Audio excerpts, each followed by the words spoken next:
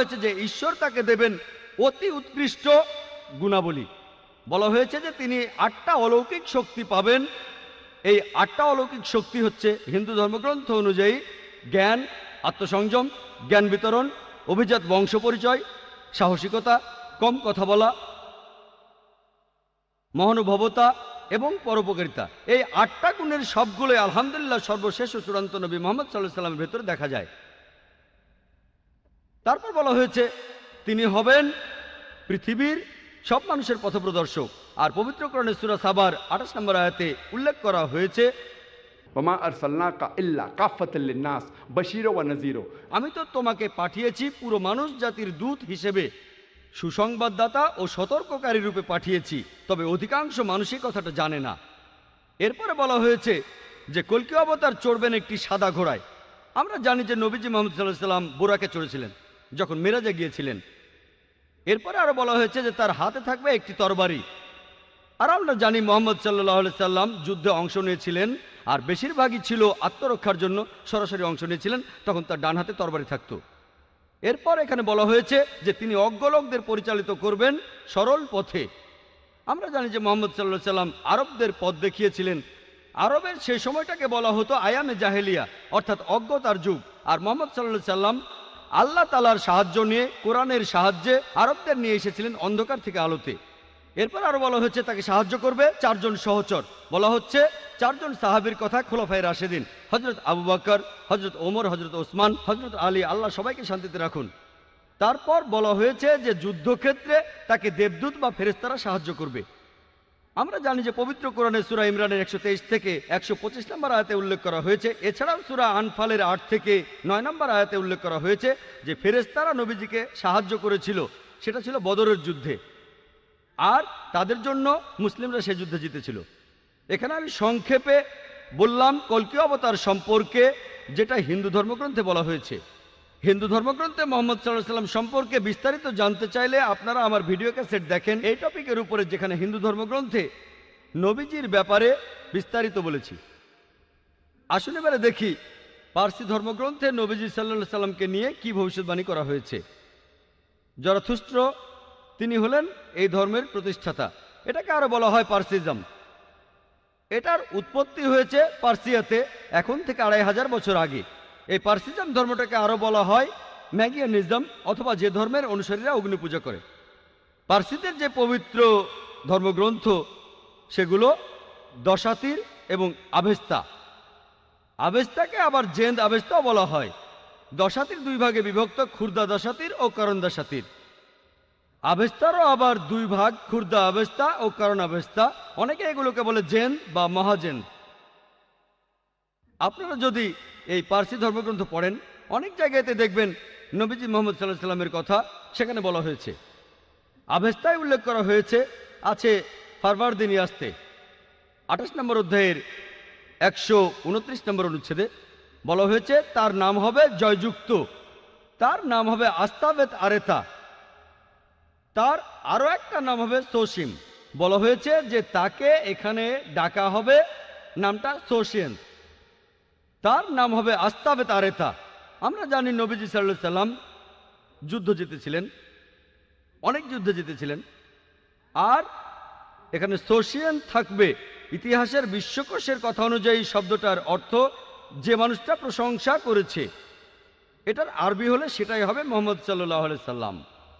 তাহলে পার্সি বিভিন্ন ধর্মগ্রন্থেও মুহাম্মদ সাল্লাল্লাহু আলাইহি সাল্লামের নাম উল্লেখ করা হয়েছে। এরপর বলা হয়েছে তিনি হবেন আস্তাবেত আরিতা। আস্তাবেত আরিতা অর্থাৎ যে ব্যক্তি প্রশংসা করে। এটা হলো নবীজি সাল্লাল্লাহু আলাইহি সাল্লামের আরেকটা নাম আহমদ। আহমদ শব্দটার অর্থ যে প্রশংসা করে। এরপর আরো আছে জেন্দাবেস্তার জামিয়াদি আসতে 16 নম্বর অধ্যায়ের 95 অনুচ্ছেদে যে তার বন্ধুরা চলে আসবে, অর্থাৎ আস্তাবেত আরিতার বন্ধুরা। তারা সেখানে শয়তানের বিরুদ্ধে যুদ্ধ করবে, তারা চিন্তা ভাবনা করবে, ভালো কথা বলবে, ভালো কাজ করবে, আর তাদের জিহ্বা কোনো মিথ্যা উচ্চারণ করবে না। এখানে নবীজির সাহাবীগণের কথা বলা হচ্ছে। এখানে তাকে বলা হচ্ছে আস্তাবেত আরেতা, যার অর্থ যে প্রশংসা করে মানে আহম্মদ সাল্লাল্লাহু আলাইহি সাল্লাম, যেটা নবীজির আরেকটা নাম। এখানে সাহাবীগণের কথা বলা হচ্ছে, অর্থাৎ নবীজির সহচরেরা, তারা ভালো মানুষ হবে, চিন্তা করে কাজ করবে, ভালো কথা বলবে, তারা সবাই ভালো কাজ করবে, তাদের জিহ্বা কোনো মিথ্যা উচ্চারণ করে না, অর্থাৎ তারা মিথ্যা কথা বলে না। আর আমরা জানি যে সাহাবীগণ মাশাআল্লাহ সত্যি কথাই বলতেন।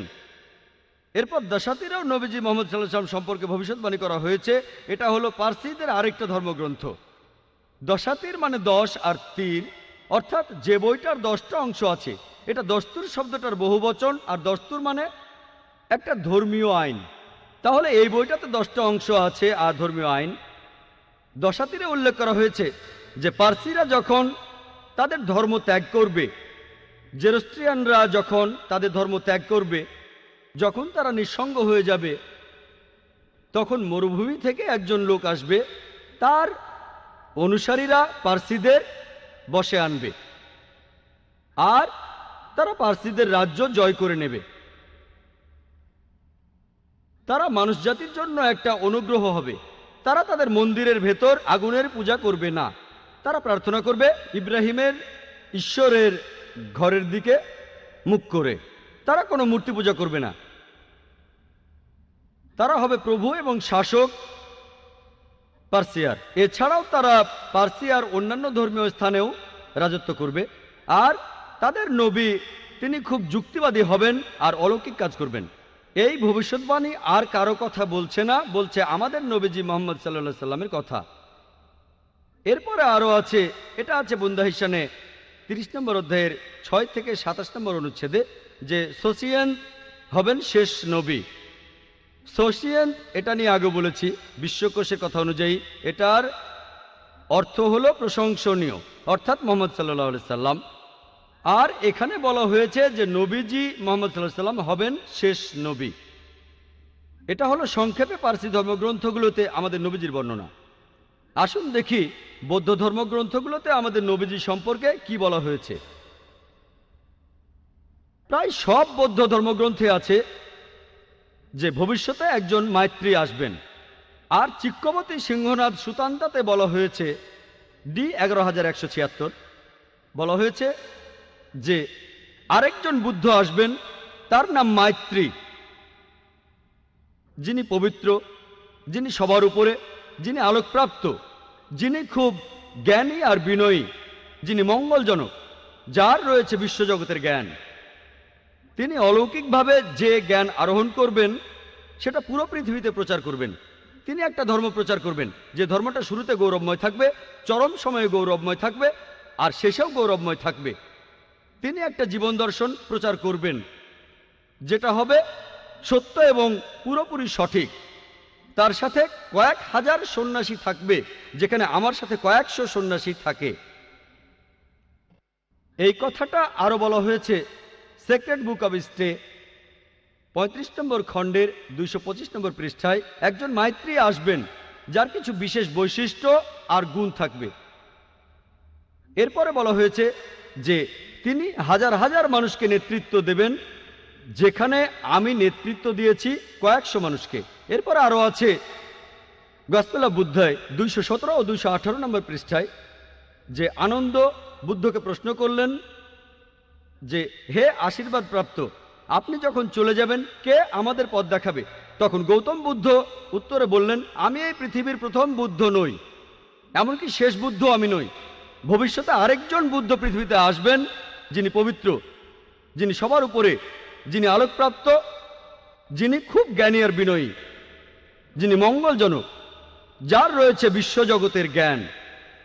তিনি প্রচার করবেন একটা ভালো ধর্ম। তিনি যে ধর্ম প্রচার করবেন সেটা শুরুতে গৌরবময় থাকবে, চরম সময়ে গৌরবময় থাকবে, আর শেষেও গৌরবময় থাকবে। তিনি যে ধর্ম প্রচার করবেন তার ভিত্তি হবে সত্য, আর সেটাই হবে সঠিক জীবন দর্শন। আর তার থাকবে হাজার হাজার শিষ্য, যেখানে আমার ছিল মাত্র কয়েকশো শিষ্য। বুদ্ধের প্রধান শিষ্য আনন্দ তাকে প্রশ্ন করলেন, আমরা তাকে কিভাবে চিনব? বুদ্ধ উত্তর দিলেন, সেই লোকের নাম হবে মাইত্রী। মাইত্রী অর্থাৎ ক্ষমাশীল, স্নেহময়, দয়ালু, করুণাময়, এই শব্দটার আরবি করলে হবে রাহমা। আল্লাহ পবিত্রকরণে বলেছেন সূরা আম্বিয়ার 107 নম্বর আয়াতে উল্লেখ করা হয়েছে, ওয়ামা আরসালনাকা ইল্লা রাহমাতুল লিল আলামিন, আমি তো তোমাকে পাঠিয়েছি শুধুমাত্র বিশ্বজগতের প্রতি রহমত হিসেবে, জীবজগতের প্রতি রহমত হিসেবে, পুরো মানুষ জাতির প্রতি রহমত হিসেবে। এই রাহমা শব্দটা আর এর সমার্থক শব্দ ক্ষমা, এটা কোরআনে আছে সব মিলিয়ে 409 বার। আর কোরআনের প্রত্যেক সূরা, শুধুমাত্র 9 নম্বর সূরা তাওবা বাদে প্রত্যেক সূরার শুরুতেই আছে বিসমিল্লাহির রহমানির রহিম, দয়াময় পরম দয়ালু আল্লাহর নামে শুরু করছি। তাহলে বৌদ্ধ ধর্মগ্রন্থগুলোতে মায়ত্রী নামে একজনের ভবিষ্যৎবাণী করা হয়েছে, যিনি আসলে আমাদের নবীজি সাল্লাল্লাহু আলাইহি সাল্লাম। বৌদ্ধ ধর্মগ্রন্থে নবীজি সম্পর্কে ভবিষ্যৎবাণী আরও অনেক আছে। Secret book of the stay 11 নম্বর খণ্ডের 36 নম্বর পৃষ্ঠায়, মহাপরিনির্বাণ সুত্তা 2 নম্বর অধ্যায়ের 32 নম্বর অনুচ্ছেদে বলা হয়েছে যে গৌতম বুদ্ধের ক্ষেত্রে তার কোনো প্রকাশ্য অথবা গুপ্ত শিক্ষা ছিল না। হে আনন্দ, তথাগতরা অথবা শিক্ষকরা মুঠোবন্ধ করে রাখবে না, জ্ঞানটা তোমাদের নিজের কাছে রেখে দেবে না, এটা প্রচার করতে হবে। আমরা জানি মুহাম্মদ সাল্লাল্লাহু আলাইহি সাল্লাম আল্লাহর কাছ থেকে ওহী হিসাবে যা পেয়েছিলেন সেটা সবার জন্য প্রচার করেছেন, আর সাহাবাগণকে বলেছেন এগুলো মানুষের কাছ থেকে লুকিয়ে রেখো না, মানুষের মাঝে এগুলো প্রচার করো। এই ভবিষ্যৎবাণীতে এটাই বলা হয়েছে, এখানে প্রকাশ্য বা গুপ্ত কিছুই নেই, সব কিছুই মানুষের মাঝে প্রচার করতে হবে। বৌদ্ধ ধর্মগ্রন্থে এরপরে আরও আছে secret book of the stay 11 নম্বর খণ্ডের 97 নম্বর পৃষ্ঠায়, মহাপরিনির্বাণ সুত্তা 5 নম্বর অধ্যায়ের 36 পৃষ্ঠায় বলা হয়েছে যে গৌতম বুদ্ধের যেমন এক পরিচারক ছিল, অর্থাৎ প্রধান শিষ্য আনন্দ, একইভাবে মায়ত্রীরও এক পরিচারক থাকবে। ইতিহাস থেকে আমরা জানি, নবীজি সাল্লাল্লাহু আলাইহি সাল্লামের সিরাত থেকে, যে আমাদের নবীজির পরিচারক ছিলেন হযরত আনাস রাদিয়াল্লাহু আনহু। তিনি ছিলেন মালিকের পুত্র, আল্লাহ তাকেও শান্তিতে রাখুন। আর হযরত আনাস রাদিয়াল্লাহু আনহু বলেছেন, আমার বাবা মা 8 বছর বয়সে আমাকে নবীজির হাতে তুলে দেন। তার মা নবীজিকে বলেছিলেন, হে আল্লাহর রাসূল, একে আপনার পরিচারক হিসেবে গ্রহণ করুন। আর হযরত আনাস রাদিয়াল্লাহু আনহু বলেছেন যে নবীজি সাল্লাল্লাহু আলাইহি সাল্লাম তাকে দেখতেন নিজের ছেলের মতোই। আর আমরা জানি হযরত আনাস রাদিয়াল্লাহু আনহু সবসময় নবীজির সঙ্গে থাকতেন, শান্তির সময় থাকতেন, যুদ্ধের সময়ও থাকতেন, নিরাপত্তার সময় থাকতেন, বিপদের সময়ও থাকতেন। এভাবে আনন্দের সাথে তার তুলনা করা যায়। যখন গৌতম বুদ্ধের দিকে একটা পাগলা হাতি তেড়ে আসলো, আনন্দ তখন বুদ্ধের সামনে গিয়ে দাঁড়িয়েছিলেন। আমরা জানি একইভাবে হযরত আনাস রাদিয়াল্লাহু আনহু উহুদের যুদ্ধের সময়, তার বয়স 11 বছর, সেই যুদ্ধে যখন শত্রুরা নবীজিকে ঘিরে ফেললো, হযরত আনাস রাদিয়াল্লাহু আনহু নবীজির পাশে ছিলেন। এরপর হুনাইনের যুদ্ধে তার বয়স যখন 16 বছর, শত্রুপক্ষের তীরন্দাজরা নবীজিকে ঘিরে ফেললো, তখনও হযরত আনাস রাদিয়াল্লাহু আনহু নবীজির পাশে ছিলেন। এভাবে আনন্দের সাথে তাকে তুলনা করা যায়। বুদ্ধের দিকে পাগলা হাতি তেড়ে এলে আনন্দ দাঁড়িয়েছিলেন বুদ্ধের সামনে গিয়ে। তাহলে এই ভবিষ্যৎবাণীটাও সত্য হয়েছে যে মায়ত্রীর এক পরিচারক থাকবে। এরপর আরও আছে গসপেল অফ বুদ্ধাতে 214 নম্বর পৃষ্ঠায়, যে এই যে মায়ত্রী আসবেন, অন্য যে বুদ্ধ আসবেন, তার 6টা গুণ থাকবে। প্রথমটা হচ্ছে তিনি আলোকপ্রাপ্ত হবেন রাতের বেলায়। 2 নম্বর, আলোকপ্রাপ্ত হওয়ার পরে তিনি উজ্জ্বল হবেন। 3 নম্বর, তিনি স্বাভাবিকভাবে মারা যাবেন। 4 নম্বর, তিনি রাতের বেলায় মারা যাবেন। 5 নম্বর, মারা যাওয়ার সময় তিনি উজ্জ্বল হবেন। আর 6 নম্বর হচ্ছে তিনি মারা যাওয়ার পরে তাকে এই পৃথিবীতে আর কখনো সশরীরে দেখা যাবে না। এই 6টা গুণাবলী পাওয়া যায় শুধুমাত্র আমাদের নবীজি মুহাম্মদ সাল্লাল্লাহু আলাইহি সাল্লামের মধ্যেই। আমরা জানি যে নবীজি প্রথম ওহী তিনি পেয়েছিলেন রাতের বেলায়। আর পবিত্র কোরআনে সূরা দুখানের 2 ও 3 নম্বর আয়াতে উল্লেখ করা হয়েছে। এছাড়াও সূরা কদরের 1 নম্বর আয়াতে আছে যে কোরআন নাজিল হয়েছিল মহিমান্বিত রাতে। এরপরে আছে তিনি উজ্জ্বল হবেন। আমরা জানি যে আমাদের নবীজি তখন উজ্জ্বল হয়েছিলেন, আলোকিত হয়েছিলেন। এরপরে আছে তিনি স্বাভাবিকভাবে মারা যাবেন। আমরাও জানি নবীজি স্বাভাবিকভাবে মারা গিয়েছিলেন। 4 নম্বর, তিনি মারা যাবেন রাতের বেলায়। আর আয়েশা রাদিয়াল্লাহু আনহার বলা হাদিস থেকে আমরা জানি যে নবীজির ঘরে প্রদীপে কোনো তেল ছিল না, তিনি পাশের বাড়ি থেকে তেল ধার নিলেন। অর্থাৎ নবীজি মারা যাওয়ার সময় তখন রাত ছিল। এরপরে আছে যে তিনি মারা যাওয়ার সময় উজ্জ্বল হয়ে যাবেন। আর হযরত আনাস রাদিয়াল্লাহু আনহু বলেছেন যে নবীজি মারা যাওয়ার সময় খুব উজ্জ্বল ছিলেন। এর পরেরটা হলো মারা যাওয়ার পরে তাকে আর কখনো সশরীরে দেখা যাবে না। আমরাও জানি যে নবীজি সাল্লাল্লাহু আলাইহি সাল্লাম সশরীরে আর ফিরে আসবেন না। মদিনায় তার রওজা রয়েছে, তাকে সশরীরে আর কখনো দেখা যাবে না। বৌদ্ধ ধর্মগ্রন্থে উল্লেখ করা এইসব কথা, এগুলো শুধুমাত্র নবীজি সাল্লাল্লাহু আলাইহি সাল্লামের বেলাতেই খাটে। বৌদ্ধ ধর্মগ্রন্থে এছাড়াও বলা হয়েছে, the secret book of the stay 10 নম্বর খণ্ড 68 নম্বর পৃষ্ঠা, বলা হয়েছে যে তথাগতরা তারা শুধু প্রচার করবে, অর্থাৎ যে বুদ্ধরা আসবেন তারা শুধু প্রচার করবেন। আর আল্লাহ বলেছেন সূরা গাশিয়ার 21 নম্বর আয়াতে উল্লেখ করা হয়েছে, ফাযাক্কির ইন্নামা আনতা মুযাক্কির। আল্লাহ নবীজিকে বলছেন তোমার কাজ ধর্ম প্রচার করা, হেদায়েত করা, সেটার মালিক আল্লাহ সুবহানাহু ওয়া তাআলা। এছাড়াও আছে secret book of the stay 10 নম্বর খণ্ড 67 নম্বর পৃষ্ঠায়, যে স্বর্গে যেতে হলে তোমার ভালো কাজগুলোরও প্রয়োজন হবে, তোমার ভালো কাজগুলোরও প্রয়োজন হবে তুমি যদি স্বর্গে যেতে চাও। আল্লাহ কোরআনে বলছেন সূরা আসরের 1 থেকে 3 নম্বর আয়াতে, ওয়াল আসর ইন্নাল ইনসানা লাফি খুসর ইল্লাল্লাযিনা আমানু ওয়া আমিলুস সলিহাতি ওয়া তাওয়াসাউ বিল হাক্কি ওয়া তাওয়াসাউ বিস সবর। অর্থাৎ দুর্ভোগ তাদের যারা সামনে ও পেছনে লোকের নিন্দা করে, তারা বাদে যাদের বিশ্বাস আছে, ন্যায়নিষ্ঠতা আছে, যারা মানুষকে সত্যের পথে আনে, যারা মানুষকে ধৈর্য আর অধ্যবসায়ের পথে আনে। বেহেশতে যাওয়ার জন্য একটা শর্ত হলো আমালিস সালিহাত, ন্যায়নিষ্ঠতা, যে কথা বৌদ্ধ ধর্মগ্রন্থ আছে। এছাড়াও ধম্মপটে উল্লেখ করা আছে মাত্তই সুত্তা 151, এখানে সর্বশেষ বুদ্ধ বা মাতৃর বর্ণনা দেওয়া আছে। বলা হয়েছে তিনি হবেন মানুষ জাতির প্রতি করুণা, তিনি হবেন ভদ্র, তিনি হবেন মানুষের জন্য দৃষ্টান্ত, তিনি হবেন দয়ালু, আর তিনি হবেন সত্যবাদী। এই সব কথাগুলো খাটে শুধুমাত্র সর্বশেষ ও চূড়ান্ত নবী মুহাম্মদ সাল্লাল্লাহু আলাইহি সাল্লামের বেলায়।